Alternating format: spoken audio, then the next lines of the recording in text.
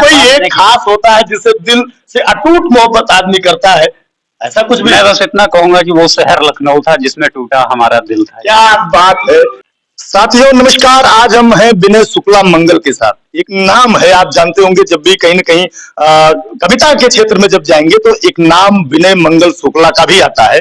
और ये चेहरा जो आप देख रहे हैं, कहीं ऐसे प्रतिष्ठित चेहरों के साथ देखे जाते हैं जिसे भी आप भी सुनना चाहते हैं। ये कुमार विश्वास के साथ 6 सालों रहे और 6 सालों तक उनके साथ रहने का जो अनुभव रहा, मैं उस पर भी बात करूंगा। और इनकी अपनी कविताएं हैं, उस पर भी चर्चा करूंगा कि इनकी कविताएं कैसी है, आपको लगती कैसे है। और जैसे भी लगे आप कमेंट जरूर करिएगा कि आप क्या सुनना पसंद करेंगे और ये कविताएं करते कैसे हैं। तो पहले तो मैं विनय मंगल जी का स्वागत करूंगा और मैं जानना चाहूंगा कि आप कुमार विश्वास जैसी शख्सियत, जिसे लोग कहते हैं कि संसार का प्रथम कवि है हिंदी का, पूछते भी हैं लोग, अब आजकल देख रहे हैं हे राम पर आ रहे हैं, ऐसे में उनके साथ रहने का जो अनुभव रहा, मैं अपने दर्शकों को देना चाहूंगा। कैसा अनुभव रहा आपका? सबसे पहले तो आर राष्ट्र 11 का बहुत बहुत आभार, आपका बहुत बहुत आभार कि आपने मुझे बुलाया है और अपनी बात रखने का मौका दिया है। कुमार सर की बात करें तो वो एक जो व्यक्तित्व है, जो उनके अंदर का जो मेरा अपना व्यक्तिगत जो अनुभव रहा है, उनका व्यक्तित्व बहुत बड़ा व्यक्तित्व है। असल में एक उर्दू का एक शेर है कि मैं कई बड़े लोगों की निचाई से वाकिफ हूँ, बड़ा मुश्किल है बड़ा होकर बड़ा होना। क्या बात है। तो इस शेर का जो है वो विपरीत करते हैं, वो वाकई में बड़े हैं और बहुत बड़े हैं।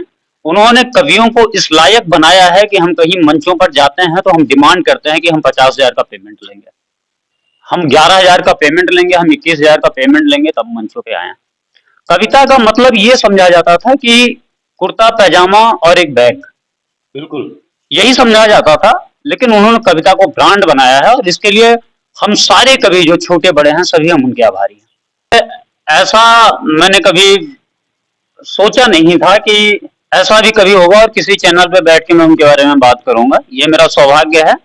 और मैं व्यक्तिगत सिर्फ उन्हीं के साथ नहीं रहा, क्योंकि दिल्ली की राजनीति में थोड़ा सक्रिय रहा, तो इस वजह से मुझे जानने का मौका मिला। मैं योगेंद्र सर के साथ काम किया, एक लंबे समय तक काम किया, आम आदमी पार्टी में कुमार सर की वजह से ही काम किया। तो उनके ऑफिस में आना जाना वो एक अपना एक दिनचर्या था, उनका अपना एक स्टाफ था, वो अपना अलग काम करते थे, मिलना जुलना परिचय बनना। लेकिन उनकी आदत है कि एक बार जिसको पहचान लेते हैं, जिससे बात कर लेते हैं, उससे अच्छे से बात करते हैं। उन्होंने हमारी एक दो वायरल इसलिए हो गया कि उन्होंने एक तस्वीर हमारी ट्वीट कर दी थी। क्या बात है। मुझे लग रहा है कि 2019 का होली का एक कार्यक्रम था, अभी शायद उनके ट्विटर अकाउंट पे होगी वो तस्वीर, उन्होंने ट्वीट कर दी थी। तो वहां से लोगों को ये सारी चीजें पता लग गई कि मैं वहां रहता हूँ।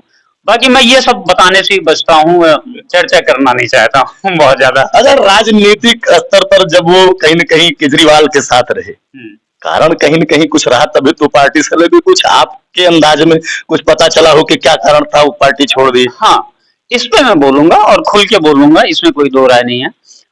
मुझे याद आता है कि उस समय मैं दिल्ली में ही था जब ये सारे सिलसिले चल रहे थे, और मैं आम आदमी पार्टी में ना काम करके स्वराज इंडिया में काम कर रहा था। योगेंद्र सर के साथ मैं उस समय काम कर रहा था, और मैं व्यक्तिगत रूप से अपना राजनीतिक गुरु अगर किसी को मानता हूँ, राजनीति में जो भी थोड़ा बहुत समय मैंने बिताया है, तो मैं अपना राजनीतिक गुरु अगर किसी को मानता हूँ तो वो मैं कुमार सर को नहीं मानता हूँ। मेरे राजनीतिक गुरु जो है वो योगेंद्र यादव है। नहीं, राजनीति को आप नहीं मानते हैं, लेकिन रहे तो उन्हीं के साथ में। नहीं कहते हैं कि विश्वास सर थोड़ा सा किसी को छू लें तो स्टार बन जाता है। मेरे लिए तो कुमार का मतलब ही कविता। क्या बात है, ना बात है। तो ये बात है। तो मैंने पहली बार उनको, जब मैं इलाहाबाद में था, मुझे याद आता है इलाहाबाद में रहता था पढ़ाई के दौरान, तो एक उनका ऑडियो चलता था, कोई दीवाना कहता है कोई पागल समझता है, मगर धरती की बेचैनी को बस बादल समझता है। तो मेरे ये जहन में होता था कि यार ये आदमी है कौन? क्या बात है। इस आदमी को एक बार देखना है कि मतलब कौन आदमी है कि लोग पागल हो जाते हैं ऐसे ही। ऑडियो में ईयरफोन उस समय नया नया चला था, कान में लगा रोड पर चल रहे हैं और कहीं न कहीं कविताएं सुनते जा रहे हैं, कविताएं सुन रहे हैं। और ये सौभाग्य दिल्ली के आम आदमी पार्टी के ऑफिस में मुझे मिला। क्या बात है। वो तस्वीरें भी हैं, और एक कार्यक्रम होता है कि आपके चैनल पे मैं नाम ले लेता हूँ। कोई एक खास होता है जिसे दिल से अटूट मोहब्बत आदमी करता है, ऐसा कुछ भी? मैं बस इतना कहूंगा कि वो शहर लखनऊ था जिसमें टूटा हमारा दिल था। क्या बात है। क्या उनका रिचा नाम है शायद मैम जी का, जी जी जी। जिंदगी विथ रिचा। हाँ, बिल्कुल हाँ, बिल्कुल। उसमें आप देखेंगे तो मेरी तस्वीरें भी कुमार सर के साथ और वैसे भी मिल जाएंगी। तो लोग वहां से धीरे धीरे जाने और फिर कविता लिखना, फिर अपना धीरे धीरे शौक हो गया वो। मन में आता है कि काश कुमार विश्वास जी के साथ में बैठकर कविता की जाए, मौका मिला?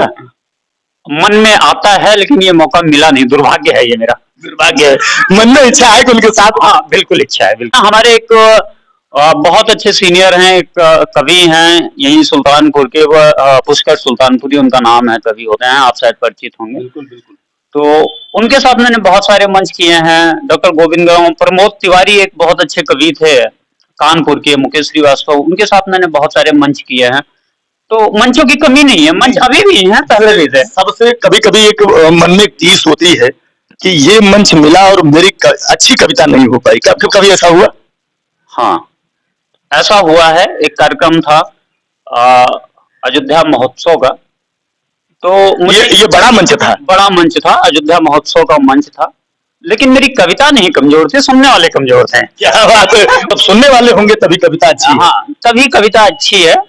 लेकिन कई बार क्या होता है सर ना कि हम अपना कलेजा निकाल के रख देते हैं, क्योंकि मैं मोहब्बत का शायर हूँ, प्यार की बात करता हूँ, और कई बार हम कलेजा निकाल देते हैं प्यार में, लेकिन प्यार समझता नहीं है कि ये मुझे प्यार करता है। दिल टूटा है तो लगता है क्या कि दिल टूटा है? प्यार कहते हैं कि अगर दिल टूटा है तो शायरी निकलती है, दिल टूटता है तो गजलें निकलती हैं। इस शायर बनने का जो तरीका है, जो कविता करने का जो सलीका आता है, वो दिल टूटने के बाद ही आता है। क्या लगता है, कभी टूटा है आपका? सर मेरा दिल तो टूटता ही रहता है, तो नहीं, मोहब्बत कहीं कहीं कोई एक जगह टिक के टूटा हो? नहीं, अभी अभी ऐसा टूटा नहीं है, लेकिन टूटने की कश्मकश में है कि टूट जाए तो कुछ और अच्छा हो जाए। मतलब मोहब्बत हो, क्या बात है। आप सोचिए, ऐसे भी लोग हैं कि जो मोहब्बत को एक जगह टिकने नहीं देना चाहते, यहाँ टूटेगा वहां कर लेंगे। मोहब्बत को कहीं का आप बाजार का की सब्जी समझ रखे हैं क्या? नहीं सर, मैं बाजार की सब्जी मोहब्बत को नहीं समझूंगा, और समझता भी नहीं हूँ। मुझे लगता है कि हर व्यक्ति से मोहब्बत करनी चाहिए, इस प्रकृति से मोहब्बत करनी चाहिए, जानवरों से मोहब्बत करनी चाहिए, लोगों से मोहब्बत करनी चाहिए, सबसे मोहब्बत करनी चाहिए। मोहब्बत तो सबसे मोहब्बत करते तो हैं। किसी दाई- क्या बात है। तो मैं पहली कविता आपसे सुनना चाहूंगा, क्योंकि कहीं न कहीं दर्शक हमारे बेचैन हो रहे हैं कि मुझे वो कविता मिल जाए जो पहली कविता रही हो और सबसे बेहतर आपने गा दिया हो। सबसे पहले की बात करें तो मैंने एक शेर कहा था कहीं कि ये देखा जमाने में मंजर बहुत है, ये देखा जमाने में मंजर बहुत है, कि हाथों में अपनों के खंजर बहुत है। क्या बात है। और बनाता फिरे है जमाने में घर, बनाता फिरे है जमाने में घर वो, जो अपने ही घर में बेघर बहुत है। क्या बात है। कहीं तो है, लगता है कुछ ऐसा हुआ आपके साथ। खूबसूरत, सबसे अच्छा और खूबसूरत मंच रहा हो जिस पर आपको कविता करने का गर्व रहा हो। कानपुर का एक मंच था, मुकेश श्रीवास्तव दादा उसके संयोजक थे मुझे लग रहा है, और मैं दिल्ली में था और दिल्ली से आया था। देश के बड़े कवि इस समय है गजेंद्र प्रियांशु जी थे, उस पे गौरव चौहान थे, एक उन्नाव के बड़े भाई हैं हमारे स्वयं श्रीवास्तव, वो थे, बहुत सारे कवि थे। मुझे उसमें एक ये हो गया कि मैं दिल्ली से पहुंचने में, वो मेरे जीवन का सबसे बड़ा मंच था और बहुत अच्छा मंच था। वहां की कविता हम अपने दर्शकों तक पहुंचाना चाहेंगे। इश्क जब रूह तक उतर जाता है, इंसान जिंदा रहता है पर मर जाता है। क्या बात है। मैं उलझा हूँ, मुझे उलझा रहने दो, सुलझाने पे धागा बिखर जाता है। क्या बात है। ज्यादा जमे कहाँ? रायबरेली का एक मंच था लालगंज में, गोविंद गजब का वो एक कार्यक्रम था, और एक कार्यक्रम मुझे याद आता है धनपतगंज का, उसका सुल्तानपुरी भैया का कार्यक्रम था और संचालन इनका था, और वहां मुझे पढ़ना था। ये दो मंच मुझे याद आते हैं। कौन सी कविता रही आज तक सबसे बेहतर? मैं पूरी कविता सुनना चाहूंगा कि मेरे दर्शकों तक वो पूरी कविता जाए। सर पूरी कविता कुछ अभी तक ऐसा लिख नहीं पाया है कि जो बहुत अच्छा हो, इस जद्दोजहद में हूं कि कुछ अच्छा लिख पाऊं। उनके रहने का, जैसे कहते हैं कि जिसकी छांव में रहो, जिसकी छांव में रहो वो सलीका अपने आप आता है। हाँ, तो वो सलीका आता है, लेकिन मुझे ऐसा लगता है कि किसी भी लेखक को या किसी भी कवि को इस बात का अहंकार नहीं होना चाहिए कि वो बहुत अच्छा लिख रहा है या बहुत अच्छा पढ़ रहा है। वो आने वाला वक्त तय करेगा कि हमने कितना अच्छा लिखा है या कितना अच्छा पढ़ा है। वो जनता तय करेगी, लोग तय करेंगे, आप लोग तय करेंगे, आप लोग उसके मानक हैं, आप लोग तय करेंगे। कांटे चुप चुप कर कहते हैं आगे बढ़ना ठीक नहीं, मेरी बातें तुम मानो, कांटों की सुनना ठीक नहीं। क्या बात। कांटे चुप चुप कर कहते हैं आगे बढ़ना ठीक नहीं, मेरी बातें तुम मानो, कांटों की सुनना ठीक नहीं। हार गए हो, ठहरो थोड़ा, मन को भी विश्राम करा दो। हार गए हो, ठहरो थोड़ा, मन को भी विश्राम करोगे करा दो। सोचोगे जब शांत चित्त से पगडंडी मिल ही जाएगी। क्या बात। सोचोगे जब शांत चित्त से वाह वाह। पगडंडी मिल ही जाएगी। जितना पीछे लौटोगे उतना आगे बढ़ जाना, 4 कदम चलते ही तुमको अपनी मंजिल मिल जाएगी। 4 कदम चलते ही तुमको अपनी मंजिल मिल जाएगी। अगर यहाँ तक पहुंच चुके हो, अगर यहाँ तक पहुंच चुके हो तो पीछे मुड़ना ठीक नहीं। कांटे चुप चुप कर कहते हैं आगे बढ़ना ठीक नहीं। गीत का अगला बंद है कि जीवन की राहों में कितने दुख के बादल छाएंगे, जीवन की राहों में कितने दुख के बादल छाएंगे। मिलकर बिछड़ेंगे कुछ, कुछ बिछड़े फिर मिल जाएंगे। मिलकर बिछड़ेंगे कुछ, कुछ बिछड़े फिर मिल जाएंगे। अगले पर क्या होगा, अगले पल क्या होगा, ये कभी किसने जाना है। अगले पल क्या होगा, ये कभी किसने जाना है। मिलकर साथ चलेंगे हम, हमें अपना धर्म निभाना है। मिलकर साथ चलेंगे हम, हमें अपना धर्म निभाना है। अंतिम सांसों तक भी अब शब्दों का कहना ठीक नहीं। क्या बात। अंतिम सांसों तक भी अब शब्दों का कहना ठीक नहीं। कांटे चुप चुप कर कहते हैं आगे बढ़ना ठीक नहीं। गीत का आखिरी बंद है कि बीते वक्त को जब देखोगे रो दोगे पछताओगे। वाह वाह वाह। क्या बात। बीते वक्त को जब देखोगे रो दोगे पछताओगे। ऐसे रोते रहने से सोचो क्या कर पाओगे। ये नई मोहब्बत में जो टूटे हुए लड़के हैं। क्या बात है। मतलब एक कहीं न कहीं लोगों को एक उपदेश है कि रोइए मत, दूसरी गर्लफ्रेंड मिल जाएगी। सर 140 करोड़ लोग हैं हम भारत में, कहाँ कमी है। कहाँ कमी है। यहाँ से उठेंगे कहीं और, कहीं और, कहीं और। तो बीते वक्त को जब देखोगे रो दोगे पछताओगे। ऐसे रोते रहने से सोचो क्या ही कर पाओगे। जीवन में कुछ अपने भी छूटे तो कोई बात नहीं। ये मैंने भी 2-3 दिन पहले ये बंद जोड़ा है इसमें कि जीवन में मुझे 2-3 दिन पहले ऐसा लग रहा था कि जीवन में कोई छूट रहा है, तो वो मैंने यहाँ पे किया कि जीवन में कुछ अपने छूटे तो फिर कोई बात नहीं। घुट घुट के जीने से आखिर क्या ही हासिल कर पाओगे। इन बातों में पढ़कर खुद को धोखा देना ठीक नहीं। इन बातों में पढ़कर खुद को धोखा देना ठीक नहीं। कांटे चुप चुप कर कहते हैं आगे बढ़ना ठीक नहीं। आजकल सारी दुनिया प्रेम में पड़ी है। हाँ। जहाँ देखो गलियों में लमडे लगे पड़े हैं फोनों में।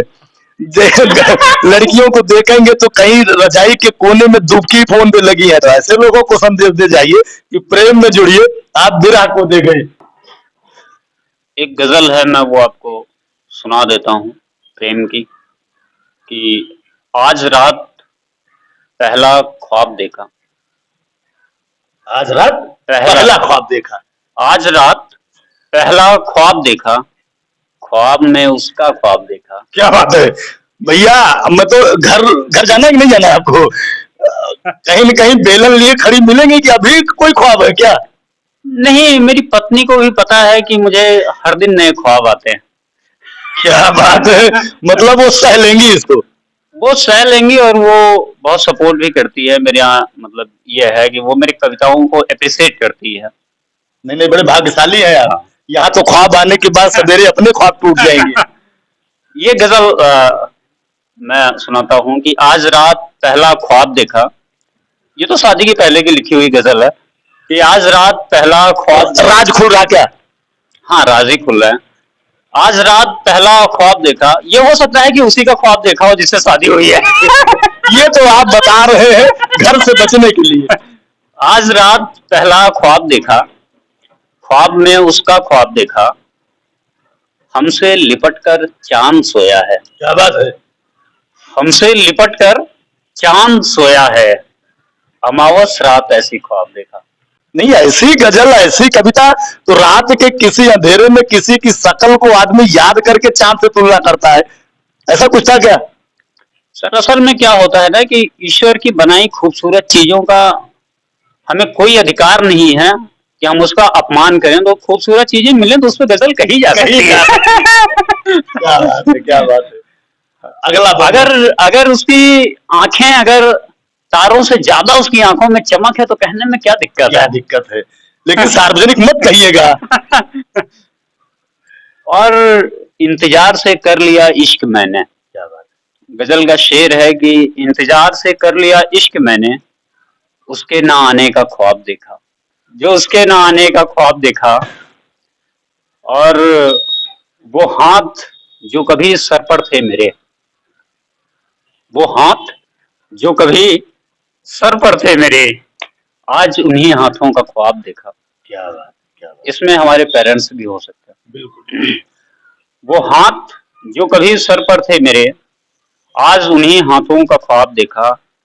और नींद कहीं मिले तो भेज देना मंगल, क्या बात है, नींद इतनी हराम थी। कहीं मिले तो भेज देना मंगल, आज एक अधूरा ख्वाब देखा। मतलब पूरा भी नहीं हुआ। पूरा भी नहीं हुआ है। उसका सुल्तानपुरी भैया का एक चैनल है, उस पर जाए। मैं कोशिश करूंगा कि मैं उस पर आता रहूं, मैं उस पर लाइव भी आने की कोशिश करूंगा और बातचीत करने की लोगों से कोशिश करूंगा। क्या कहना चाहेंगे दर्शकों को? दर्शकों को ये कहना चाहूंगा कि आर राष्ट्र 11 को सब्सक्राइब करिए और इस वीडियो को ज्यादा बढ़ाइए और हमारी गजलें और हमारी कविताएं पढ़िए और कमेंट करिए। थैंक यू, इसके लिए बहुत बहुत धन्यवाद। ये कविताएं कैसी लगी आपको? क्योंकि विरह भी है, प्यार प्यार भी है, कहीं न कहीं आप देखेंगे जिस सलीके से रखा है, इन्होंने पूरी कोशिश की है कि आपको पसंद आए। वीडियो कैसी लगी उस पर कमेंट करना बिल्कुल ना भूलें, क्योंकि आपका कमेंट ही हमें बताता है कि हम कितनी बेहतरता से आप तक पहुंच पा रहे हैं। राष्ट्र लेवल में बने रहने के लिए आपका बहुत बहुत धन्यवाद। जय हिंद, जय भारत।